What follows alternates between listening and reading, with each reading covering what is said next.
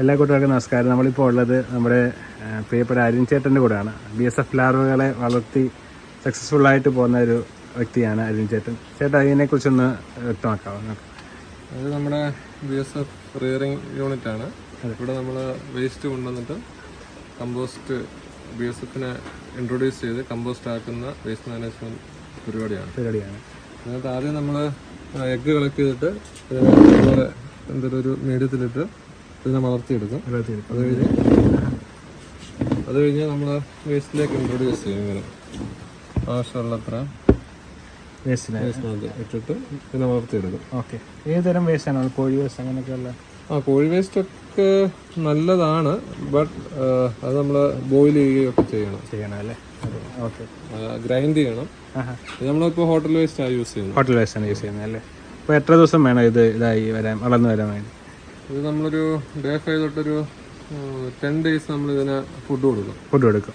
അത് കഴിഞ്ഞ് നമ്മളിതിനെ സെഗ്രിഗേറ്റ് ചെയ്ത് കോഴിക്കോ വരാലിന് അതുപോലെ ഫീഡായിട്ട് മീനും കൊടുക്കും. മീനിന് ഏറ്റവും ബെസ്റ്റാണ്. ഓക്കെ, കോഴിക്കും നല്ലതാണ്, താറാവിനൊക്കെ. ഓക്കെ.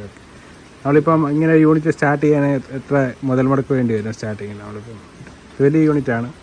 ഒരു 10 lakhs above വരും അല്ലേ? ഓക്കെ. അപ്പം ഇതിനകത്തിൽ നമ്മളിപ്പം എത്ര നാളായിട്ട് ഇത് നമ്മൾ ചെയ്യുന്നുണ്ട് ചേട്ടൻ? ഒരു 1 year.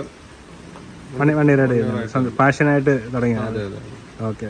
അപ്പോൾ ഈ യൂണിറ്റ് നമുക്കിപ്പം ഇത് എടുക്കുമ്പോൾ വിളവെടുപ്പിന് ആ സമയത്ത് എത്ര കിലോ നമുക്ക് ഇതിന്റെ ഒരു കപ്പാസിറ്റി ദിവസം ഒരു 20 കിലോ 25 കിലോ വരെ ഉള്ള 25 കിലോ ഉണ്ട് വരെ ഉള്ള. അത് കൂട്ടാം. ഇതിപ്പോ എനിക്ക് കുറെ പ്രശ്നങ്ങൾ വന്നു.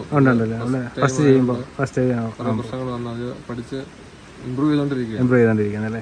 ഓക്കെ. എന്നിപ്പം പിന്നെ ഇതിനകത്തിലെ ഇതെല്ലാം ഇതാണ് അങ്ങനെ വെച്ചേക്കാണ്. ഓക്കെ, അടിയിലുണ്ടല്ലേ?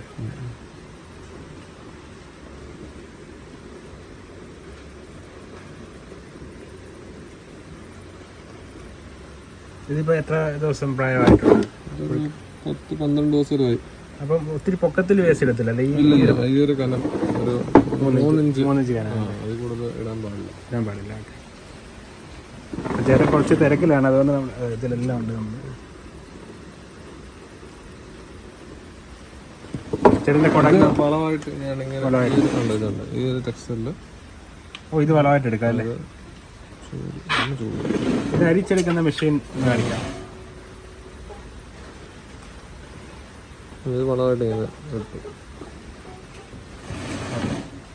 അരിച്ചെടുക്കാനുള്ള സ്ട്രെയിൻ ചെയ്യുന്ന സംവിധാനം ഇതിലാണ് നമ്മൾ അരിച്ചെടുക്കുന്നത് അല്ലേ?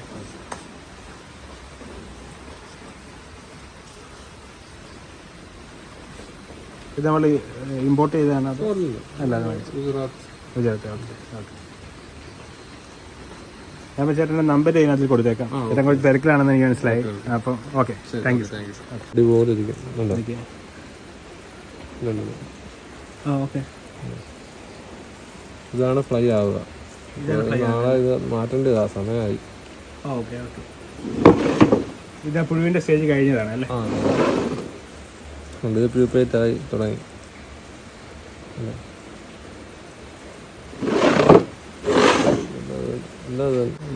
പ്യൂപ്പേറ്റ് ആവുന്നു.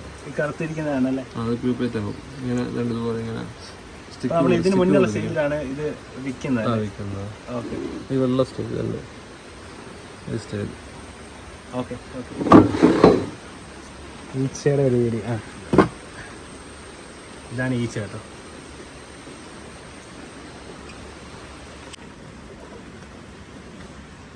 ഓക്കെ. ഇത്